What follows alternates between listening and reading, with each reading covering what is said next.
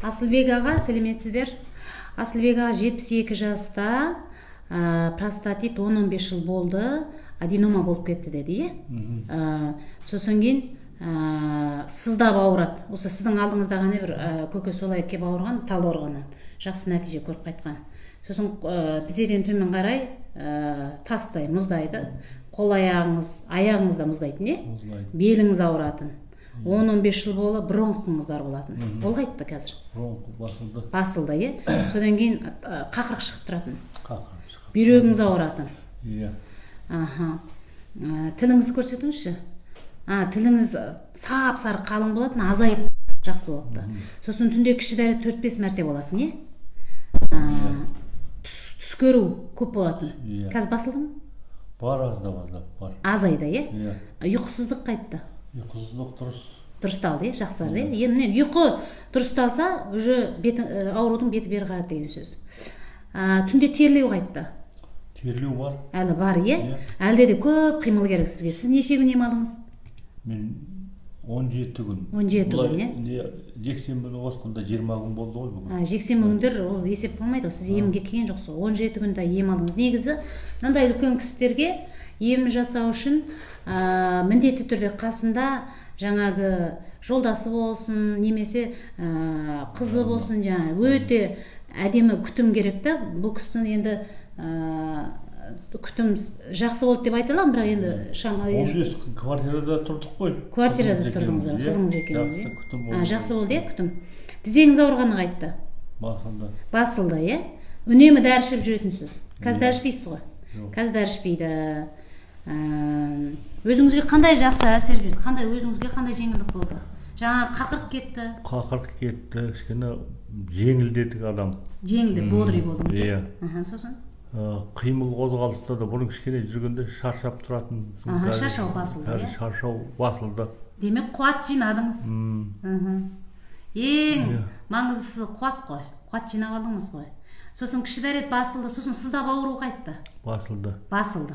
Симптомның бәрі кетіпті ғой онда. Беліңіздің ауырғанда басылды. Сізде тек қане ұйқы, түнде 4-5 мәрте шығатынсыз, қазір қанша шығып жүрсіз? 2 рет. 2 рет қане шығып жүрсіз, е?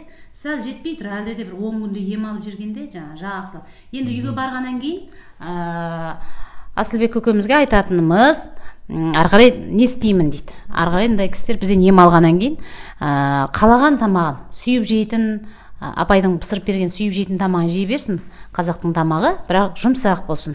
Содан кейін қуатты алып қоятын тағамдар, яғни фрукты, жеміс-жидектер, чикі салат, огурцы, помидорлар, содан кейін морепродукты дейді, суық су, салқын салаттар, сондайларға жоламайсыз, ондайлар мүлдем жемейсіз. Сосын түнде ерте ұйықтау.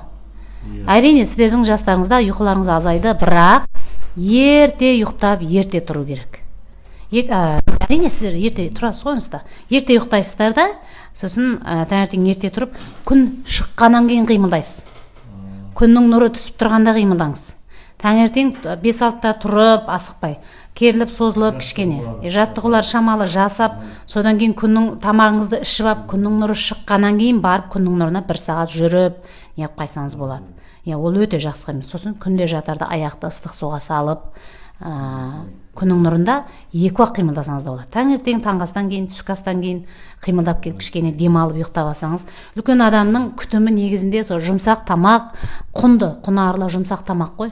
Одан кейін сол баяу қимыл, қатты жастар сияқты спорт залға барып, қатты тер шығарып қимыл, ол дұрыс емес. Үлкен кісінің күтімі басылады, ол міндетті түрде басылады. Егер жақсы ұйықтайтын болсаңыз, ақырын тер басылып қалады.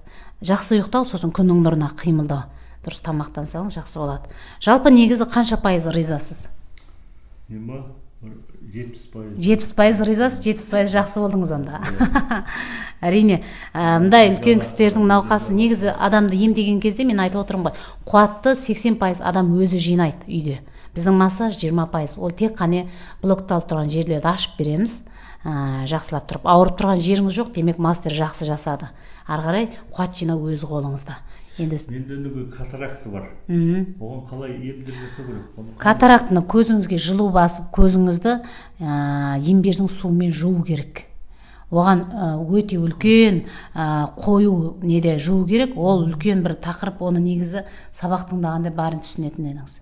Енді мен сізге қазір былай рецебін жазып нетіп берейін, жарайды, үйге барып істеп көріңіз. Пипетка бар ма, көзге тамбай? Ол болмайды, ол болмайды. Прямо көзді ішіне тығып алып ашып жұму керек. Ол өте батырлық керек оған. Бірақ жақсы көмектеседі. Оны мен сізге рецебін жазып берейін. Жақсы, құрметті халқым, мінекей осындай үлкен кісілер простатитпен асқынған түрі ауырып жүргендер болса, асқындырмай аденома болмай тұрған кезде келіп емдесеңіздер тіптен жақсы. Асқынып кетсе, дәрі-дәрмексіз осы қуат жинау арқылы адамның ағзасы өзін өзі емдейтін қабілеті бар. Оны мен ылғи да айтып жүрмін. Жалпы жақсы, рахмет сізге көп осындай экранға шығып айтып нетіп отырсыз. Өзіңіз сияқты ауырып жүрген көкелер болса көреді, балалар көреді. Содан осы дұрыс еммен емделіп кетеді. Сауап қой. Сахарда да жазады ғой, Сахар жазылады. Сахар, давление, әртүрлі аурулар ол әшейін диагностика. Негізі ол аурудың бәрі симптом. Алапес енді біздің орталықта ешкім келіп сеніп, осы алапестен жазылайын деген ешкім жоқ. Оған енді бүткіл кожа жақсарып кету үшін уақыт керек. Бүткіл организм жаңару үшін уақыт керек. Оған кем дегенде 1 жыл уақыт керек. Енді осы методты зерттеп шыққан автор кісінің филиалында көрдік.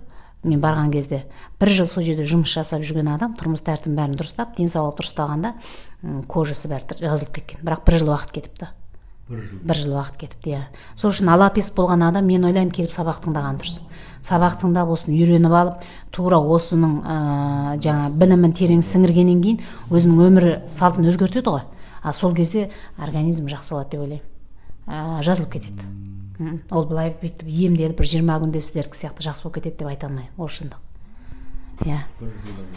Алапеске де жауап беріп тастадық. Жақсы, аман сау болыңыздар, ауырмаңыздар.